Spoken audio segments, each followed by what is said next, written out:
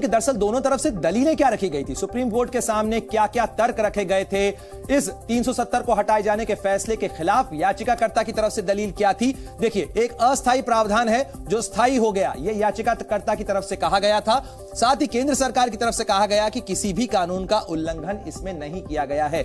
यह अस्थायी प्रावधान है, यह बात याचिकाकर्ता ने भी मानी और साथ ही केंद्र सरकार की तरफ से भी कही गई। साथ ही याचिकाकर्ता की तरफ से कहा गया कि केंद्र ने संविधान सभा की भूमिका निभाई है, यानी जम्मू कश्मीर कॉन्स्टिट्यूएंट असेंबली का जो भूमिका थी वो संसद की तरफ से निभाई गई, इसको लेकर चुनौती दी गई। साथ ही केंद्र सरकार की तरफ से कहा गया कि उचित प्रक्रिया के तहत ही 370 को हटाने का फैसला लिया गया। साथ ही याचिकाकर्ता ने कहा कि राज्य सरकार की कोई सहमति इसमें नहीं है, क्योंकि अनुच्छेद को हटाए जाने को लेकर गवर्नर का जो फैसला है वो राज्य सरकार के साथ सहमति से लिया जाना चाहिए। साथ ही याचिकाकर्ता की तरफ से कहा गया कि सरकार का फैसला गैर कानूनी था और इसी को लेकर सुप्रीम कोर्ट में चुनौती दी गई।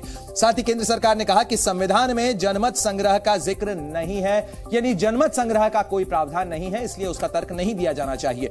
कानून की उचित प्रक्रिया का पालन नहीं किया गया और इसी को लेकर मामला सुप्रीम कोर्ट में पहुंचा था, लेकिन केंद्र सरकार ने कहा कि 370 का विनाशकारी प्रभाव हो सकता था और इसीलिए इसे खत्म करना जरूरी हो गया था।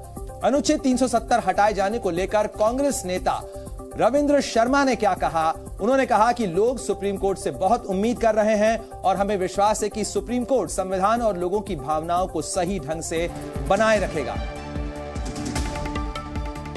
तो कांग्रेस नेता रविंद्र शर्मा का बयान सामने आया है इस घटनाक्रम के मद्देनजर, क्योंकि सुप्रीम कोर्ट में आज महत्वपूर्ण फैसला आना है और इस फैसले से पहले कांग्रेस नेता रविंद्र शर्मा की तरफ से कहा गया है कि अनुच्छेद 370 हटाने को लेकर बहुत सारे लोगों की उम्मीदें हैं और सुप्रीम कोर्ट से लोग जो उम्मीद कर रहे हैं, हमें विश्वास है कि सुप्रीम कोर्ट संविधान और लोगों की भावनाओं को सही ढंग से बनाए रखेगा।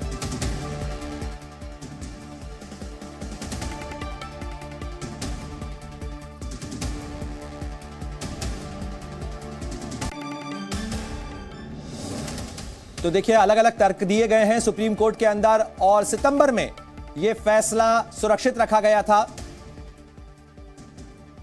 और आपको हम लगातार बता रहे हैं कि आज क्यों एक बड़ा और महत्वपूर्ण दिन है। सुप्रीम कोर्ट पर हर किसी की निगाहें लगी हुई हैं, क्योंकि सुप्रीम कोर्ट अनुच्छेद 370 को लेकर महत्वपूर्ण फैसला सुनाएगा। जम्मू कश्मीर को लेकर यह बड़ा फैसला आने वाला है और यह फैसला न सिर्फ जम्मू कश्मीर में भविष्य की नई बुनियाद रख सकता है, बल्कि देश के इतिहास में भी एक नई नजीर बना सकता है। क्या कुछ अब तक का घटनाक्रम रहा है, देखिए हमारी यह रिपोर्ट।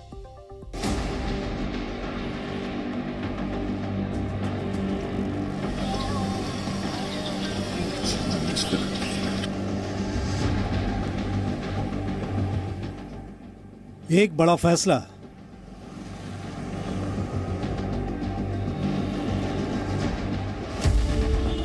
या फिर से फासला। धरती के जन्नत के एक और इम्तिहान का नतीजा बस आने ही वाला है, लेकिन उससे पहले सवालों की लंबी फहरिस्त है जिनके जवाब भी मिलने जा रहे हैं, क्योंकि आज का दिन जम्मू कश्मीर की किस्मत को लेकर निर्णायक क्षण का गवाह बनने वाला है। देश की सबसे बड़ी अदालत पर आज निगाहें टिकी हुई हैं। सुप्रीम कोर्ट वो फैसला देने वाला है जिसके असर के दायरे में न सिर्फ जम्मू कश्मीर बल्कि देश की सियासत और शायद 2024 में होने वाला सबसे बड़ा चुनाव भी आ सकता है। सुप्रीम कोर्ट जम्मू कश्मीर से अनुच्छेद 370 को निरस्त करने पर फैसला सुनाने वाला है। सर्वोच्च अदालत उन याचिकाओं की दलीलों पर अपना निर्णय देगी जिनमें अनुच्छेद 370 को खत्म करने का विरोध किया गया है, और इसलिए अब फैसले की घड़ी आ गई है। दरअसल ये फैसला सुप्रीम कोर्ट की संवैधानिक पीठ सुनाने वाली है और इसके लिए 5 जज की बेंच पर नजर लगी हुई है, जिसकी नुमाइंदगी भारत के मुख्य न्यायाधीश DY चंद्रचूड़ कर रहे हैं। साथ ही इस बेंच में justice Sanjay Kishan Kaul, justice Sanjiv Khanna, justice BR Gavai और जस्टिस सूर्यकांत शामिल हैं। सुप्रीम कोर्ट की सुप्रीम बेंच ने 16 याचिकाओं पर 18 दिनों तक बहस को सुना और 5 सितंबर को फैसले की तारीख रिजर्व रख दी थी। वो तारीख आज ही है। सुप्रीम कोर्ट को निर्णय लेना है कि जम्मू कश्मीर को आर्टिकल 370 से वंचित करना वैध था या अवैध। इसे लेकर बहस के दौरान अदालत के सामने कुछ बड़े मुद्दे रखे गए थे। जम्मू कश्मीर से आर्टिकल 370 को निरस्त करने को संवैधानिक मान्यता थी या नहीं, साथ ही क्या संविधान में आर्टिकल 370 एक स्थायी प्रावधान था। इसके अलावा इस पर दलीलें रखी गई कि जम्मू कश्मीर पुनर्गठन कानून के जरिए राज्य को 2 केंद्र शासित प्रदेश में बांटना कितना फैसले के लिए। तो देखिए, 370 को निरस्त करने को लेकर आज सुप्रीम कोर्ट का फैसला आना है। बीजेपी ने इससे पहले कहा है कि हमें सुप्रीम कोर्ट के फैसले पर भरोसा है। सुप्रीम कोर्ट में गए थे 2019 में, तो इंसाफ हासिल करने की उम्मीद लेके गए थे। आज भी हमारे जज्बात वही हैं।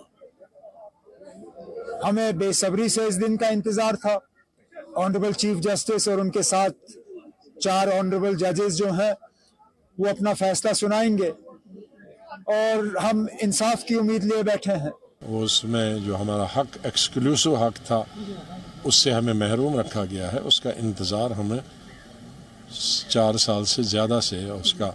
हम ये अभी उम्मीद करते हैं और पूरा सुप्रीम कोर्ट पर ये विश्वास है, ये भरोसा है, ये उम्मीद है, ये तवक्का है उनसे कि वो हमें अपना हक देंगे जो हमें कॉन्स्टिट्यूशन में दिया था, हमारे मुल्क के कॉन्स्टिट्यूशन में, हमारी रियासत के कॉन्स्टिट्यूशन में, कि पूरा जम्मू कश्मीर और पूरा मुल्क ऑनरेबल सुप्रीम कोर्ट के